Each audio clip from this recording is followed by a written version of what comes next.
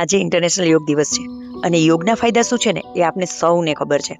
તો ચાલો સમજીએ કે આપણા નાના ભૂલકાઓની લાઈફમાં આપણે યોગની એન્ટ્રી પરમેનન્ટલી એવી કઈ રીતે કરાવી શકીએ જેનાથી બાળકો કાયમ માટે યોગ કરતા થઈ જાય અને તેને કારણે તે મેન્ટલી અને ફિઝિકલી ફિટ રહી શકે.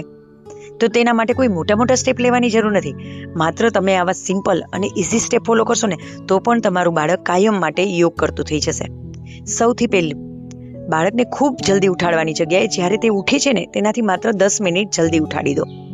નંબર 2, ઘરનું કોઈ પણ ફેમિલી મેમ્બર, પછી 1 હોય કે 2 મેમ્બર, જે પણ ફ્રી હોય ને એ બાળક સાથે ડેઈલી યોગ કરો. નંબર 3, બહુ બધા આસનના પોઝ કરાવવાની જગ્યાએ માત્ર 2 થી 3 આસન બચ્ચાઓ માટે સિલેક્ટ કરી લો અને એ પણ થોડા ફની હોય અને ઇન્ટરેસ્ટિંગ હોય ને તેવા, જેવા કે સિંહાસન, ભુજંગાસન, બટરફ્લાય પોઝ, ટ્રી પોઝ. આવા દરેક બાળકોને ખૂબ મજા આવે છે અને હોશે હોશે કરે પણ છે. નંબર 4, લાસ્ટમાં 2 મિનિટ ડેઈલી એને બ્રીધિંગ એક્સરસાઇઝ કરાવો, કારણ કે બ્રીધિંગ એક્સરસાઇઝ કરાવીએ ને તેનાથી બાળકનું શ્વાસ ખૂબ ડીપ થાય છે અને તેના કારણે તેની ઇમ્યુનિટી પણ ડેવલપ થાય છે અને સ્વભાવ ખૂબ શાંત થાય છે. નંબર 5, આ માત્ર 1 દિવસ કે 1 વીક નથી કરાવવાનું, મિનિમમ 21 ડેઝ અને બની શકે ને તો 90 ડેઝ બચ્ચાઓને ચોક્કસ કરાવો.